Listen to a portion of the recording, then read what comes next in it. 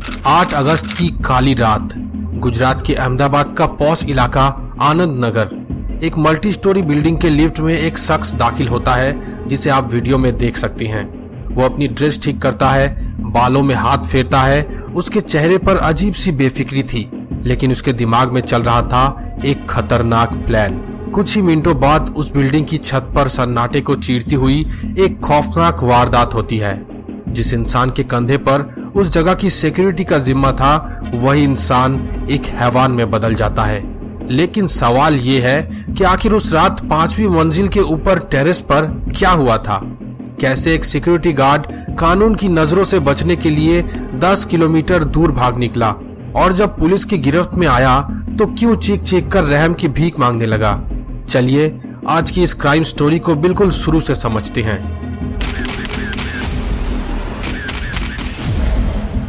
गुजरात का अहमदाबाद शहर अपनी शांति, बेहतर कानून व्यवस्था और सुरक्षित माहौल के लिए जाना जाता है। देश के अलग अलग कोने से युवा अपने सपनों को पूरा करने, पढ़ाई करने और करियर बनाने इस शहर में आते हैं। ऐसे ही एक 23 साल की मासूम लड़की जो अपने परिवार से दूर अहमदाबाद के आनंद नगर इलाके में रहकर इंटीरियर डिजाइनिंग की पढ़ाई कर रही थी।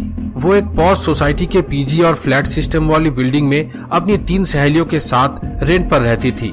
उसकी जिंदगी एकदम सिंपल और खुशहाल चल रही थी। सुबह टाइम पर उठकर कॉलेज जाना, दिन भर अपनी पढ़ाई और प्रोजेक्ट्स में बिजी रहना और शाम को वापस अपने फ्लैट पर आकर सहेलियों के साथ वक्त बिताना, ये उसका डेली रूटीन था। घर वाले भी बेफिक्र थे, क्योंकि अहमदाबाद जैसी जगह पर लड़कियां खुद को महफूज महसूस करती है। जिस बिल्डिंग में वो रहती थी वहाँ सिक्योरिटी के भी पुख्ता इंतजाम थे। मेन गेट पर हमेशा एक गार्ड तैनात रहता था ताकि कोई भी अनजान इंसान दाखिल न हो सके।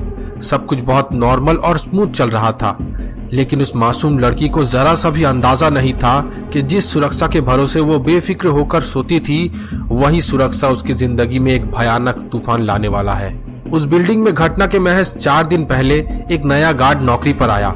उसका नाम था धर्म सिंह, जो मूल रूप से उत्तर प्रदेश के हरदोई जिले का रहने वाला था। धर्म सिंह को A1 सिक्योरिटी एजेंसी के जरिए वहां हायर किया गया था। उसने पहले भी कई जगहों पर सिक्योरिटी गार्ड का काम किया था, इसलिए बिल्डिंग मैनेजमेंट ने उस पर आसानी से भरोसा कर लिया। लेकिन ना तो एजेंसी ने और ना ही सोसाइटी वालों ने उसका कोई प्रॉपर पुलिस वेरिफिकेशन करवाया। धर्म सिंह का ऊपरी बर्ताव लोगों के सामने सामान्य था, लेकिन अंदर से उसकी सोच बेहद खतरनाक और नीच थी। वो रोज ड्यूटी पर आता, रजिस्टर में एंट्री करता और आने जाने वालों पर नजर रखता। लोग उसे एक आम गार्ड समझते थे, लेकिन उसके मन में लगातार एक गंदी सोच पनप रही थी। 8 अगस्त की उस शनिवार की शाम तक सब कुछ बेहद शांत था। लड़की अपने प्रोजेक्ट्स का काम खत्म करके थक चुकी थी। रात के लगभग 9:30 बजे वो ताजी हवा खाने और अपने थकान दूर करने के लिए बिल्डिंग की छत पर यानी टेरेस पर टहलने चली गई। उसे लगा कि छत पर 10-15 मिनट वक्त बिताने के बाद उसका मन हल्का हो जाएगा, लेकिन वो ये नहीं जानती थी कि नीचे ग्राउंड फ्लोर पर बैठा धर्म सिंह पहले से ही नशे में धुत होकर किसी गलत इरादे की तलाश में था। रात के करीब 9:30 बजे धर्म सिंह लिफ्ट में सवार होता है। सीसीटीवी कैमरों में साफ दिख रहा था कि नशे में झूल रहा था। वो लिफ्ट के शीशे में देखकर अपना बाल सेट करता है। वो सीधे 5वीं मंजिल पर पहुंचता है और लिफ्ट से बाहर निकलकर सीढ़ियों के जरिए छत की तरफ बढ़ जाता है। छत पर 23 साल की वो मासूम अकेली टहल रही थी। धर्म सिंह को वहां अचानक देखकर लड़की को थोड़ा ऑकवर्ड लगता है। वो समझती है कि गार्ड का वहां होना नॉर्मल नहीं है। खतरा भांपकर वो चुपचाप नीचे अपने कमरे में जाने के लिए सीढ़ियों की तरफ बढ़ती है, लेकिन तभी धर्म सिंह उसका रास्ता रोक लेता है और उससे बदसलूकी करने लगता है। लड़की हिम्मत दिखाती है, उसे पीछे धकेलती है और चिल्लाने की कोशिश करती है, लेकिन हैवान बन चुका धर्म सिंह आपा खो देता है। वहाँ पास में पड़े एक बिजली के तार को उठाकर वो लड़की के गले में लपेट देता है और उसका गला दबाने की कोशिश करता है। लड़की असहाय हो जाती है, उसकी आवाज दब जाती है। धर्म सिंह टेरेस का दरवाजा बंद कर देता है और अगले 1 घंटे तक उस मासूम के साथ हद से ज्यादा दरिंदगी और बर्बरता करता है। घटना को अंजाम देने के बाद लगभग 10:45 पर धर्म सिंह उस लड़की का मोबाइल छीनता है और चुपचाप लिफ्ट के जरिए नीचे उतरकर वहां से फरार हो जाता है। दर्द से कराती हुई मासूम किसी तरह हिम्मत जुटाकर 15 मिनट बाद 5वीं मंजिल पर पहुंचती है और मदद के लिए चिल्लाती है। उसकी आवाज सुनकर आसपास के लोग और उसकी सहेलियां बाहर आती है। लड़की की हालत देखकर सबके होश उड़ जाते हैं। इसके बाद फौरन आनंद नगर पुलिस स्टेशन को इन्फॉर्म किया गया। केस की गंभीरता को देखते हुए अहमदाबाद के पुलिस कमिश्नर अनुपम गहलोत के निर्देश पर 10 अलग अलग स्पेशल टीम बनाई गई। पुलिस सबसे पहले बिल्डिंग के सीसीटीवी खंगालते हैं, जहां लिफ्ट में धर्म सिंह का चेहरा साफ नजर आता है। पुलिस को पता चलता है कि आरोपी यूपी का रहने वाला है और चंद दिनों पहले ही नौकरी पर आया हुआ था। पुलिस की टीम तुरंत एक्टिव हो जाती है। रेलवे स्टेशनों जैसे चंद लोदिया, साबरमती और बस स्टैंड्स पर सादे कपड़ों में पुलिस तैनात कर दी जाती है। आखिरकार सीसीटीवी रूट मैप और लोकल इन्फॉर्मर्स की मदद से पुलिस सुबह करीब 6 बजे क्राइम सीन से 10 किलोमीटर दूर हेबतपुर इलाके के एक फ्लैट तक पहुंचती है, जहां ये दरिंदा बड़े आराम से सो रहा था। पुलिस उसे तुरंत धर दबोचती है। पूछताछ में आरोपी अपना गुनाह कबूल करता है, लेकिन जब पुलिस उसे छीना हुआ फोन रिकवर करने के लिए वापस ले जाती है तो वो भागने की कोशिश करता है। पुलिस तुरंत एक्शन लेते हुए उसके पैरों पर गोली मारकर उसे ढेर कर देती है। इसके बाद अस्पताल में मरहम पट्टी करने के बाद जब पुलिस शातिर अपराधी को घसीटते हुए लाती है तो वो रो रो कर रहम की भीख मांगने लगता है। लेकिन सवाल अब ये था कि क्या इस दरिंदे का कोई पुराना क्रिमिनल बैकग्राउंड था? क्यों उसने इस जघन्य अपराध को अंजाम दिया? ये क्या महज एक इत्तेफाक था या कोई सोची समझी साजिश? जब आनंद नगर पुलिस स्टेशन में शनिवार रात इस गंभीर वारदात की खबर मिली तो पूरे प्रशासन में हड़कंप मच गया। मामले की संवेदनशीलता को देखते हुए अहमदाबाद के पुलिस कमिश्नर अनुपम गहलोत ने बिना एक सेकंड गवाए शहर की टॉप इन्वेस्टिगेशन यूनिट्स को अलर्ट पर डाला।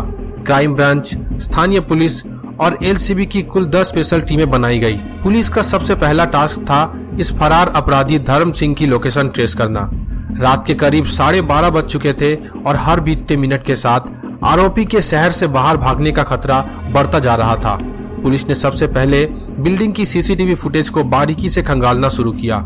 सीसीटीवी में साफ दिख रहा था आरोपी घटना को अंजाम देने के बाद रात के लगभग 10:27 पर नीचे उतरता है और सीधे इस्कॉन मंदिर रोड की तरफ पैदल तेजी से निकल जाता है।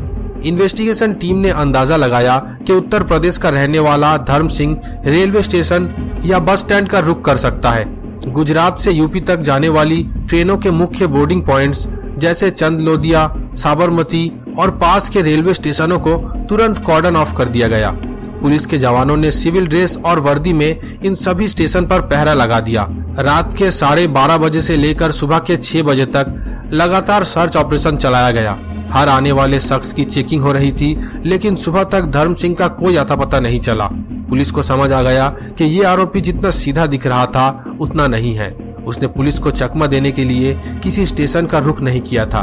तभी पुलिस ने अपनी स्ट्रेटेजी बदली और इस्कॉन मंदिर रोड से आगे जाने वाले तमाम रास्तों के सीसीटीवी कैमरों की मैपिंग शुरू की। हर दुकान, हर प्राइवेट सोसाइटी और मेन रोड के कैमरों को खंगाला गया। सुबह के करीब 6 बज चुके थे जब एक इन्फॉर्मर से पुलिस को एक क्रूशियल इनपुट मिला। पता चला कि क्राइम सीन से करीब 10 किलोमीटर दूर हेबतपुर इलाके में एक फ्लैट है जहां धर्म सिंह अक्सर रुकता था। पुलिस टीम ने बिना देर किए उस ठिकाने पर रेड मारी। जब पुलिस दरवाजे तोड़कर अंदर दाखिल हुई तो देखा कि इतना बड़ा क्राइम करने के बाद भी धर्म सिंह बड़े ही आराम से सो रहा था। पुलिस ने उसे तुरंत हिरासत में लिया और थाने ले आई। कड़ाई से पूछताछ में उसने अपना जुर्म कबूल किया और बताया कि उसने सबूत मिटाने के इरादे से पीड़िता का मोबाइल फोन भी छीन लिया था। जब पुलिस की टीम उसे छीना हुआ मोबाइल फोन रिकवर करने के लिए एक सुनसान इलाके में ले गई तो धर्म सिंह को लगा कि शायद ये भागने का आखिरी मौका है। उसने पुलिस वालों को धक्का दिया और झाड़ियों की तरफ दौड़ लगा दी। उसे लगा कि वो भाग निकलेगा, लेकिन पुलिस ने तुरंत एक्शन लेते हुए चेतावनी दी और उसके पैर पर गोली चला दी। पैर में गोली लगने के बाद धर्म सिंह गिरकर दर्द से कराहने लगा।